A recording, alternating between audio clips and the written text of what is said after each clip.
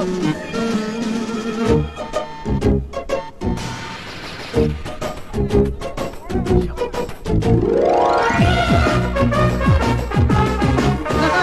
കോടതി പോകാൻ വേണ്ടി ധൃതിയിൽ വീട്ടിൽ നിന്ന് ഇറങ്ങിയപ്പോഴാ വഴിയിലൊരു ബ്ലോക്ക്.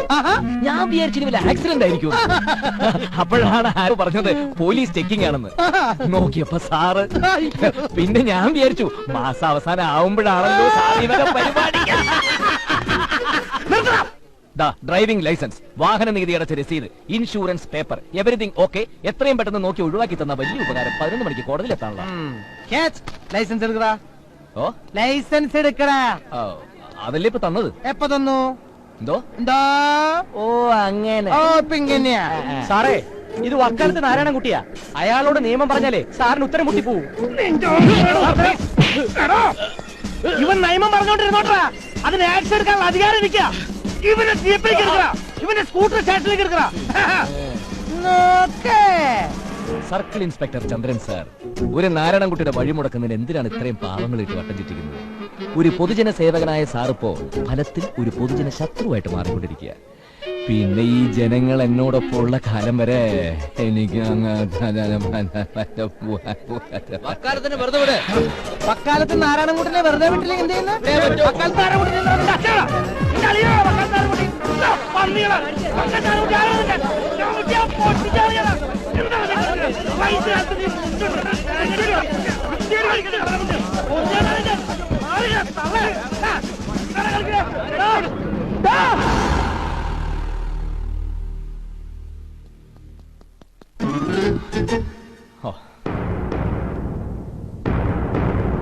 വക്കാലത്ത് നാരായണൻകുട്ടി എന്നാണ് പേര് അല്ലേ? അല്ല, നാരായണൻകുട്ടി എന്നാണ് പേര്.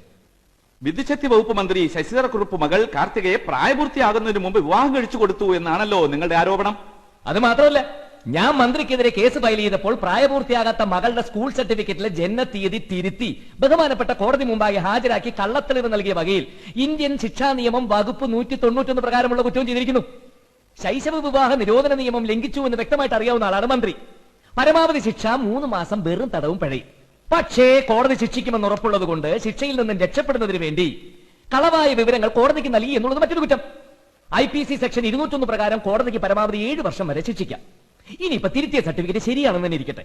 മകൾ കാർത്തികയ്ക്ക് 18 വയസ്സായെങ്കിൽ മന്ത്രി ശശിധരക്കുറുപ്പിന്റെ ഭാര്യ മല്ലിക വിവാഹത്തിനു മുമ്പ് ഗർഭിണിയായിരുന്നു എന്ന് സമ്മതിക്കേണ്ടി വരും.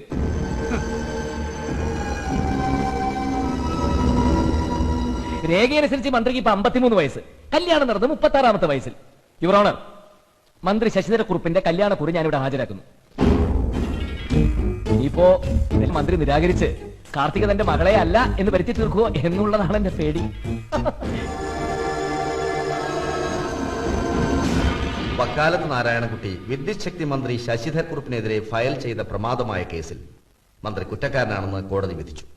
വിധിയെ തുടർന്ന് മന്ത്രി തന്റെ സ്ഥാനം രാജിവെക്കാൻ നിർബന്ധിതനായി.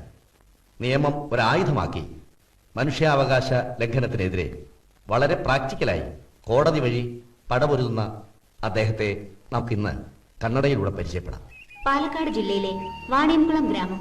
ഇവിടെയാണ് നാരായണൻകുട്ടി ജനിച്ചു വളർന്നത്. നാരായണൻകുട്ടിയുടെ അച്ഛൻ പത്മനാഭൻ. അച്ഛനെ ചാന്തി വക്കീലിന്റെ ഗുമസ്തന. നാരായണൻകുട്ടിയെ വക്കീൽ പരീക്ഷയ്ക്ക് അയക്കണമെന്നുണ്ടായിരുന്നു. അത് പിന്നെ സർക്കാർ ജോലി കിട്ടിയപ്പം അയച്ചില്ലെന്നേ ഉള്ളൂ. ചുറ്റുപാടൊക്കെ അങ്ങനെ ആന്നേ. ഡിഗ്രി എടുത്തില്ലെന്നേ ഉള്ളൂ. നാട്ടുകാർക്ക് അവനൊരു വക്കീൽ തന്നെ. അതല്ലേ വക്കാലത്തെന്ന് വിളിക്കുന്നത്. അത് കേൾക്കുമ്പോ ഒരു സന്തോഷവും രസവും മതിയല്ലോ. അമ്മ കാർത്യായനി, അനുജത്തി നിവേദിത. നാട്ടുകാരുടെ എല്ലാ പ്രശ്നങ്ങൾക്കും അവൻ ഏത് കോടതിയിലും പോകും. പക്ഷെ വീട്ടിലെ ഒരു കാര്യത്തിനും അതിലെനിക്ക് പരാതിയുണ്ട്. പക്ഷെ നാട്ടുകാർ പറയുന്നത് ഏട്ടൻ ഇലക്ഷൻ എന്നാ ജയിക്കുമെന്നാ. തിരുവനന്തപുരത്തേക്കുള്ള സ്ഥലമാറ്റം താങ്കൾക്കൊരു പണിഷ്മെന്റ് ആണെന്ന് പറഞ്ഞാൽ? തിരുവനന്തപുരത്തേക്കൊരു പണിഷ്മെന്റ് ട്രാൻസ്ഫർ ഒന്നുമല്ല, സെക്രട്ടേറിയറ്റിൽ ഒരു ഡെപ്യൂട്ടേഷൻ. ചിലപ്പോ അവർക്കിതൊരു പണിഷ്മെന്റ് ട്രാൻസ്ഫർ ആയിരിക്കാം. പക്ഷെ എനിക്കങ്ങനെ തോന്നിയിട്ടില്ല.